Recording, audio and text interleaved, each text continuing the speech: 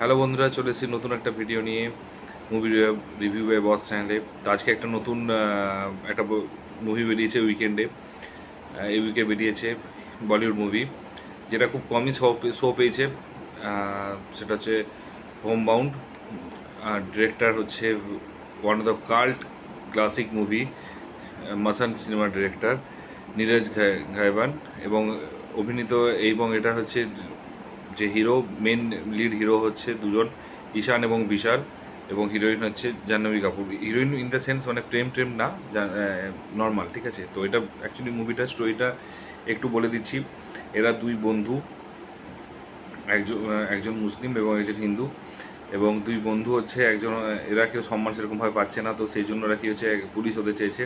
Police কেন হতে চেয়েছে? যে সম্মান সম্মান ডিজার্ভ করার জন্য। এবং সেটা এবং পুলিশ হওয়ার মাঝখানে যে দুই বন্ধুর মধ্যে ভালোবাসা, একসাথে থাকা এবং ঝগড়া এবং হচ্ছে স্ট্রাগল এবং সমস্ত কিছু হচ্ছে দেখিয়েছে এই মুভিটার মধ্যে। এবং কেন কেন স্ট্রাগল, কিসের স্ট্রাগল, সেগুলো সব অবশ্যই মুভিতে দেখতে পাবে। নিয়ারেস্ট যে সিনেমা হলে সেখানে গিয়ে দেখে এসো।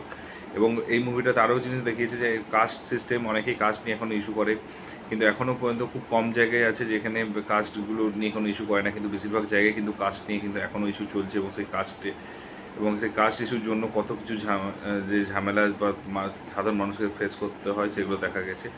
এবং এখানে মুভির সবচেয়ে বেশি পজিটিভ হচ্ছে ঈশান এবং বিশাল দুজনেরই অ্যাক্টিং। অ্যাকচুয়ালি অ্যাক্টিং, এরা অ্যাক্টার না, এরা অ্যাকচুয়ালি ক্যারেক্টারের কাজ করেছে। মানে কেউ দেখলে, মুভিটা দেখলে বলবে না যে যে মুভিটা হচ্ছে ও অ্যাক্টিংয়ের জন্য মানে অ্যাক্টিং করছে। মনে হচ্ছে না, একদম ন্যাচারাল মানে লেভেলের। এবং মনে হচ্ছে না ওরাই ওই সেই মানুষগুলো, তো সেই লেভেলে অ্যাক্টিং করেছে। এবং সে একটা ক্যারেক্টারের মধ্যে ঢুকে গিয়েছে। আর তারপর জাহ্নবী কাপুর, আমি জানি না জাহ্নবী কাপুর কেন নিয়েছে এত ভালো একটা মুভিতে। জাস্ট সব কিছুই যখন ভালো চলছে তখন মাত্র কেন জাহ্নবী কাপুর নিয়েছে? তার অ্যাকসেন্টও ভালো ছিল না, তার অ্যাক্টিংও ভালো ছিল না, ফোর্সফুলি অ্যাক্টিং মনে হচ্ছে।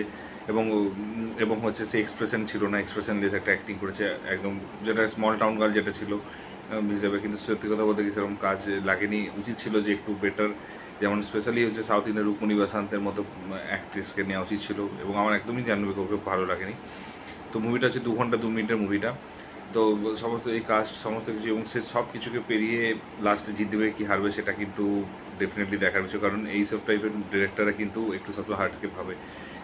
কে হয়তো যে জেতার জায়গায় সে জিতছে না, যে অন্যজন জিতে যাচ্ছে, বা দুজনেই হয়তো হেরে গেছে, বা দুজনেই হয়তো হয়তো জিততে গিয়ে হয়তো একজন হয়তো নেই, যেটাকে বলে মাসানে যেটা হয়েছিল, যে একটা সাইডে গার্লফ্রেন্ড মারা গেছে, একটা সাইডে বয়ফ্রেন্ড মারা গেছে। তো তো এই টাইপের ব্যাপার, মানে আনএক্সপেক্টেড জিনিস দেখানো গেছে। এবং মুভিটা আমার সত্যি কথা বলতে গিয়ে খুবই পছন্দ মতো মুভি হয়েছে।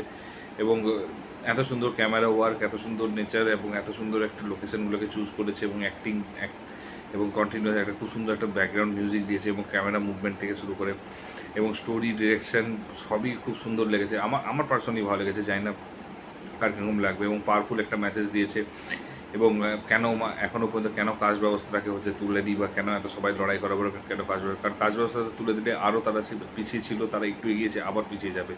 ব্যাপারটা হচ্ছে এই জন্যই, তো এই জন্যই এবং অনেকে রাগ থাকে। কিন্তু কাজ ব্যবস্থাটা যে কিছু কিছু জায়গায়, স্পেশালি রাজস্থান হোক বা ইউপি, বিহারে ইউপিতে যে কাস্টের জন্য এখনও পর্যন্ত তাকে দলিত হিসেবে দেখে, এবং এসটিদেরকে তো জল ছুতে দেয় না, ছায়া মারতে দেয় না। তো সেইগুলো এইখানে পুরো মুভিটাতে একটু অ্যাকচুয়ালি ডিটেলসে দেখিয়েছে। এবং খুব সুন্দর ডিটেলিং করেছে মুভিটাতে, এবং রিসার্চ করেছে এবং অনেক টাইম নিয়েছে। কারণ মাসানের পর ওর কিন্তু এটা একটা মুভি যে সে বের করেছে, এবং সেটা অনেকটা টাইম নিয়ে, অনেকটা ডিটেলিং করে, অনেকটা